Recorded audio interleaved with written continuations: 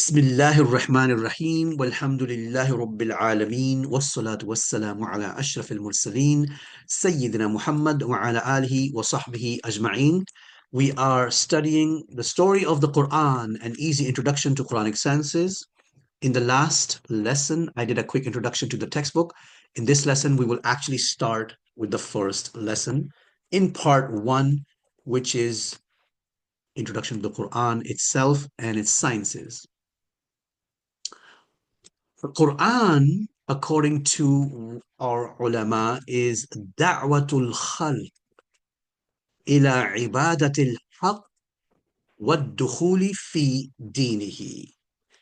The Quran is an invitation from Allah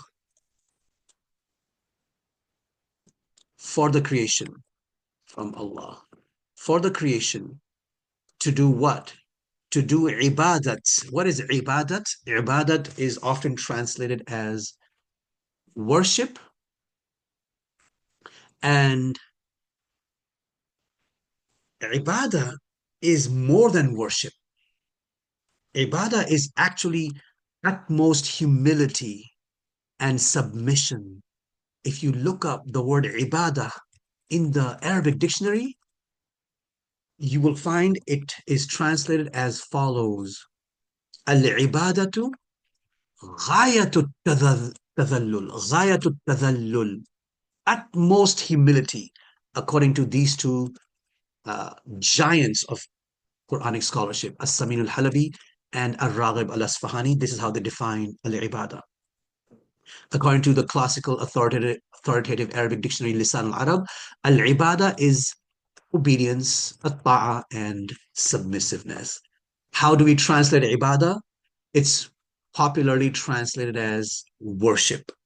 But if you look it up in Arabic, you get a deeper understanding. Worship is about utmost humility, no arrogance, and submitting to the deen. So ibadah of the creator to enter into his deen, religion. Deen is translated as religion. Now we'll get our first introduction to the Quran through 7 beautiful names of the Quran. The Quran has many more names. According to Al-Imam As-Suyuti, I will be mentioning Al-Imam As-Suyuti frequently throughout this course. Why? Because when it comes to Quranic sciences, he's one of the top experts in Quranic sciences. And he died in the year 911 Hijri. So we are in now 1446. So you can do the math. He died, roughly 5 centuries ago. And 9, 10th, 11th, 12th, 13th. Yeah.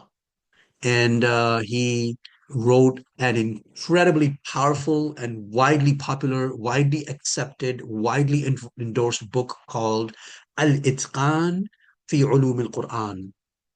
And I love that book. I reference it all the time. You'll see many references in this book. He says that there are 55 names of the Quran. And there's another scholar of Quranic sciences called Az-Zarkashi. He also says the same thing. So here are the 7 beautiful names of the Quran. We're going to learn these names, what they mean. They're Arabic and English, and there's going to be a quiz. There's going to be practice, and there's a quiz. The first name of Quran, of course, is Al-Quran. But what does the word Al-Quran in Arabic means? It means the recitation. It means reading. It's a verbal noun. It's a masdar, which means to read, to recite. Why is Quran called that? Well, because it's recited, read, and memorized more than any other book, whether it's a holy book or non-holy book. Millions of Muslim children all over the world have memorized, and they're currently memorizing the Quran. No book is read more than the Quran. That's why it's called the reading or the recitation. It's analyzed and quoted more than any other book in the history of humanity. There are commentaries of the Quran. There's books and books and books written about specific topics of the Quran. The second name of the Quran is Al-Kitab, which is mentioned in Surah Al-Baqarah, the book, the book of Allah.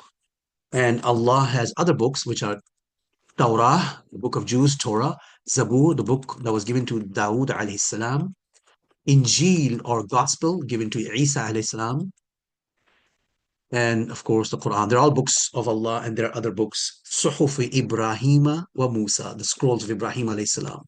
Didn't mention here, maybe I should mention that here also. Suhuf or scrolls of Ibrahim alayhi salam should also be mentioned. These are also books of Allah. So the word Al-Kitab, the book, in the Quran has been used to mean the Quran itself, and it's also been used to mean other books of Allah.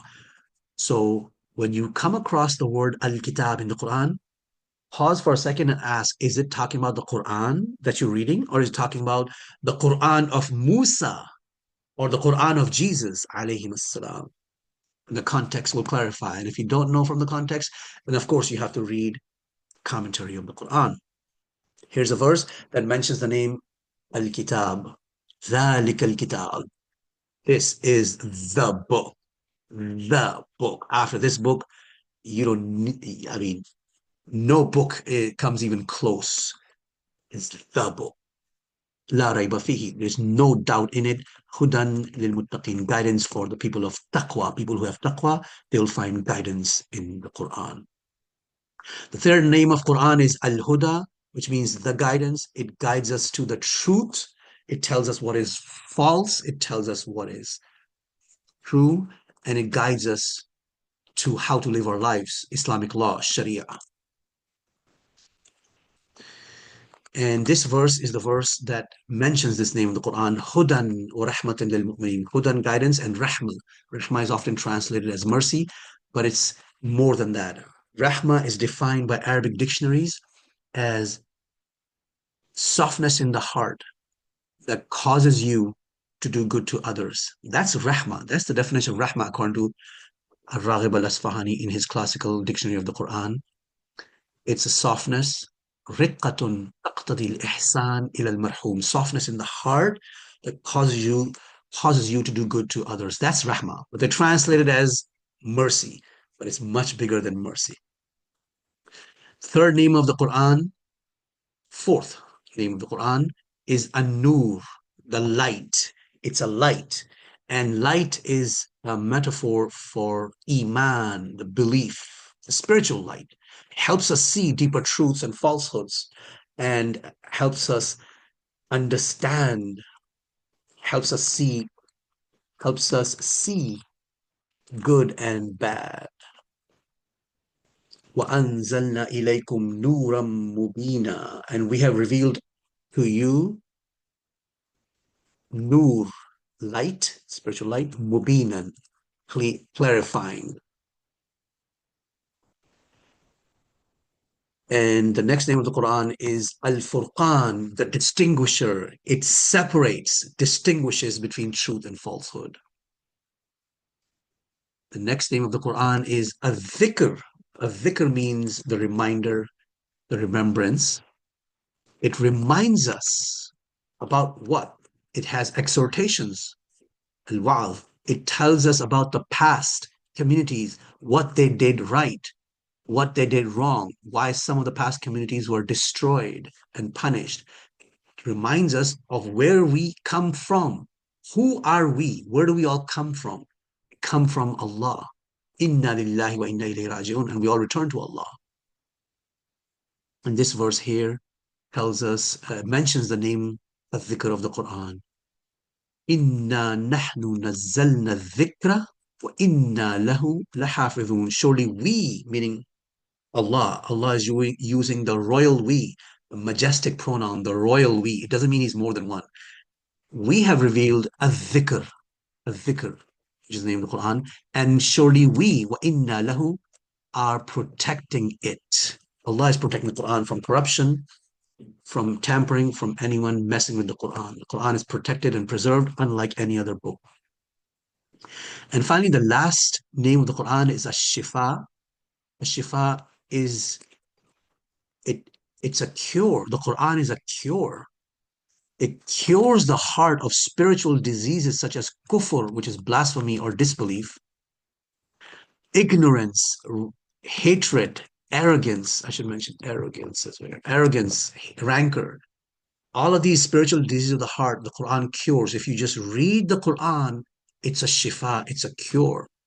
And according to some scholars, it can even cure some physical diseases that we normally go to a doctor for.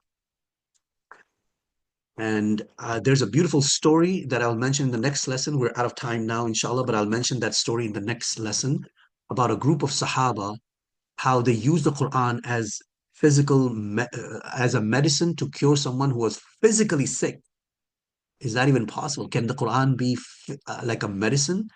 The answer to the question lies in the story, which I'll cover next time, inshallah. And I'll conclude by mentioning this verse. وَنُنَزِّلُ مِنَ الْقُرْآنِ مَا هُوَ شِفَاءٌ وَرَحْمَةٌ لِلْمُؤْمِنِينَ. And we have revealed from the Quran that which is shifa, shifa, cure, wa rahma, for the believers. Inshallah, I will, in the next lesson, before the next lesson, I will add a translation of this verse. I understand some of you may not have the necessary Arabic to translate these verses, but I will add the translation of these verses, inshallah, in the next PDF before the next lesson, inshallah, so you can access it, inshallah. And that's it for today. And in the next lesson, I'll pick up with this beautiful story and we'll continue on to the 7 core themes of the Quran. والحمد لله رب العالمين والصلاة والسلام على أشرف المرسلين سيدنا محمد وعلى آله وصحبه أجمعين.